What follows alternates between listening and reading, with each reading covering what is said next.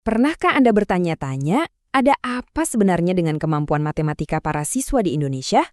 Hari ini, kita akan coba bedah bareng kenapa sih nilai matematika kita secara nasional itu turun drastis dan apa atau jangan-jangan siapa akar masalahnya. Coba lihat angka ini, minus 15 poin. Ini bukan angka sembarangan. Ini adalah penurunan skor literasi matematika kita di tes PISA 2022, sebuah tes yang jadi patokan di seluruh dunia. Penurunan sebesar ini dalam 4 tahun itu, wah, ini adalah sinyal bahaya yang serius. Ini artinya siswa-siswa kita tertinggal jauh. Pertanyaannya, kenapa bisa begini? Ini kan bukan cuma penurunan di 1-2 daerah, tapi ini tren nasional yang dampaknya bisa ke masa depan jutaan anak bangsa. Nah, untuk menjawabnya, kita harus lihat dulu, sebesar apa sih masalah ini sebenarnya? Oke, bagian pertama. Mari kita lihat skala krisis ini dan siapa yang biasanya jadi kambing hitam dalam perdebatan-perdebatan soal pendidikan. Logikanya sederhana.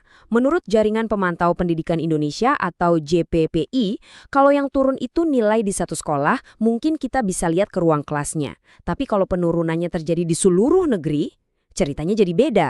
Kita nggak bisa lagi cuma nunjuk hidung guru. Nah, ini dia kutipan kuncinya dari Koordinator Nasional JPPI. Pernyataan ini benar-benar mengubah cara kita memandang masalah. Fokusnya langsung bergeser. Dari yang tadinya soal guru, sekarang jadi soal sistem dan kebijakan. Ini adalah tuduhan yang sangat serius. Adanya kegagalan sistemik. Oke, kegagalan sistemik. Apa sih sebenarnya maksudnya? Nah, di bagian kedua ini kita akan coba urai satu persatu akar masalahnya. Disinilah kita lihat ada dua kubu yang berbeda pandangan. Di satu sisi, pihak resmi seringkali menyoroti metode mengajar guru yang dianggap kurang baik. Tapi di sisi lain, JPPI bilang, tunggu dulu. Kalau nilai nasional yang anjlok, berarti yang gagal itu ya sistem yang dikelola negara. JPPI secara spesifik menunjuk 3 biang keladi utama dalam sistem kita yang katanya sih sering banget diabaikan. Yuk kita lihat lebih dekat. Yang pertama, ini istilahnya menarik, sistem kasta guru. Maksudnya adalah perlakuan yang beda banget antara guru ASN dan honorer, atau guru di sekolah negeri dan swasta. Beda status, beda gaji, beda perlakuan. Ketidakadilan semacam ini katanya bukan cuma menghina profesi guru, tapi juga jadi penghambat utama kualitas pendidikan. Nah, masalah besar yang kedua, ini berkaitan langsung dengan institusi yang tugasnya mencetak para guru. Sumber ini pakai sebuah metafora yang ngena banget. Ini dia, poinnya tajam sekali. Lembaga Pendidikan Tenaga Kependidikan atau LPTK itu diibaratkan seperti pabrik rusak. Jadi menurut JPPI, munafik banget kalau kita terus-terusan menyalahkan produknya, yaitu para guru. Sementara mesin pencetaknya sendiri bermasalah dan tidak pernah diperbaiki. Dan yang ketiga, ini pasti banyak yang relate. Program pengembangan guru itu seringkali cuma jadi formalitas. Ganti menteri, ya ganti lagi kebijakannya. Pelatihannya ada, tapi seringkali cuma seremonial, cuma buat laporan proyek, tanpa ada perubahan nyata di cara guru mengajar di kelas. Ternyata masalahnya nggak berhenti di sistem guru aja. Ada lagi nih, teka-teki besar lainnya yang ada di dalam kurikulum pendidikan kita. Kurikulum tematik, terutama kurikulum 2013, disebut-sebut jadi salah satu biang keroknya. Kenapa? Karena pendekatannya dianggap bikin siswa jadi lemah di konsep dasar matematika.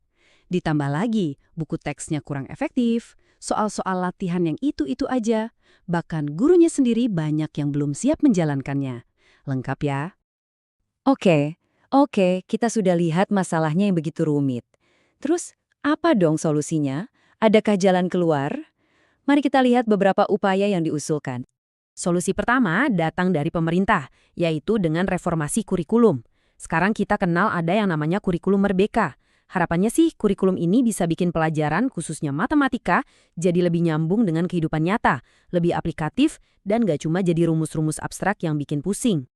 Tapi solusi itu nggak selalu datang dari atas ke bawah. Ada juga loh inovasi yang muncul dari akar rumput, yang sengaja dirancang untuk menjawab tantangan belajar matematika secara lebih langsung. Salah satunya adalah metode yang disebut Stenomat ini.